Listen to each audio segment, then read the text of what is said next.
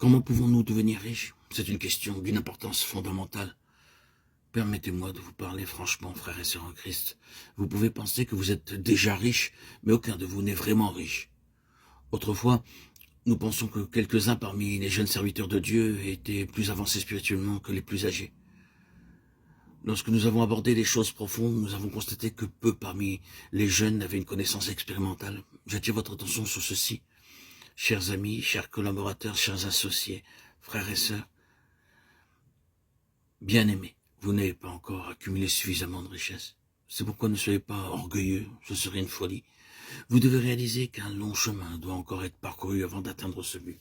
Et le but sera uniquement atteint si vous laissez le Saint-Esprit jour après jour réaliser l'œuvre dans vos vies pour qu'il vous façonne intérieurement. Il y a beaucoup de croyants qui, malgré le temps écoulé, n'ont pas accumulé de richesses parce qu'ils ne sont pas passés par les épreuves sous le gouvernement du Saint-Esprit.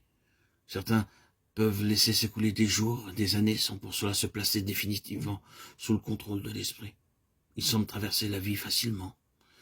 Mais d'autres croyants sont pris en main sans répit. Toutes les situations sont gouvernées par l'Esprit de Dieu.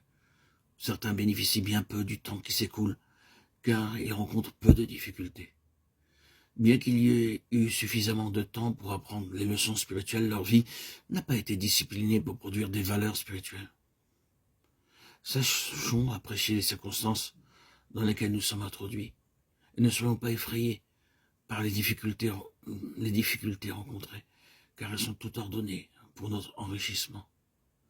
Plus grande est la difficulté et plus il y a de possibilités de croissance spirituelle dans la vie.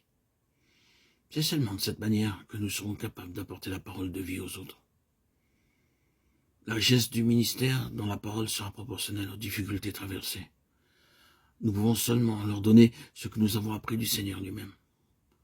Cela ne pourra jamais être acquis par la connaissance de la doctrine, mais en étant conduit par le Saint-Esprit à travers les circonstances divinement ordonnées pour notre instruction. C'est pourquoi j'espère que nous qui apprenons à suivre le Seigneur, nous ne serons pas nonchalants dans notre vie quotidienne, dans toutes les désillusions et les déceptions que nous rencontrons. Reconnaissons les touchés du Seigneur et inclinons-nous devant lui dans la reconnaissance et l'adoration, reconnaissant que son but dans toutes ces choses, c'est l'enrichissement de nos vies. Un certain frère croyait être suffisamment solide dans la foi jusqu'à ce qu'il tombe malade. Cette épreuve lui fit voir combien faible était sa foi. Mais en acceptant cette épreuve, il commença à apprendre ce que signifie réellement se confier dans le Seigneur. À moins d'avoir rencontré des difficultés, nous ne connaissons pas nos besoins, nous n'apprenons pas la dépendance et l'obéissance au Seigneur. Chaque fois que nous rencontrons une nouvelle difficulté, inclinons-nous devant le Seigneur et remercions-le pour la possibilité que nous avons de mieux le connaître. Chaque frustration extérieure est une nouvelle opportunité d'acquérir de la richesse intérieure. Et en passant par toutes ces expériences données par Dieu, sa grâce abondera de plus en plus à votre égard, vous faisant acquérir des richesses pour le ministère de son Église. Ne soyez pas trompés en pensant que par des efforts studieux, vous pourrez apporter la richesse de la parole de Dieu. Vous pourrez enrichir vos expressions. Mais la richesse de vocabulaire ne peut pas remplacer la richesse spirituelle et cette richesse ne s'acquiert pas par les livres.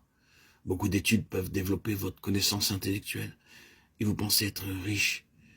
Mais vos artifices de langage trahissent la pauvreté de l'esprit. La richesse spirituelle est acquise uniquement en passant par les voies que Dieu a préparées. Nous devons passer par beaucoup de souffrances pour l'acquérir.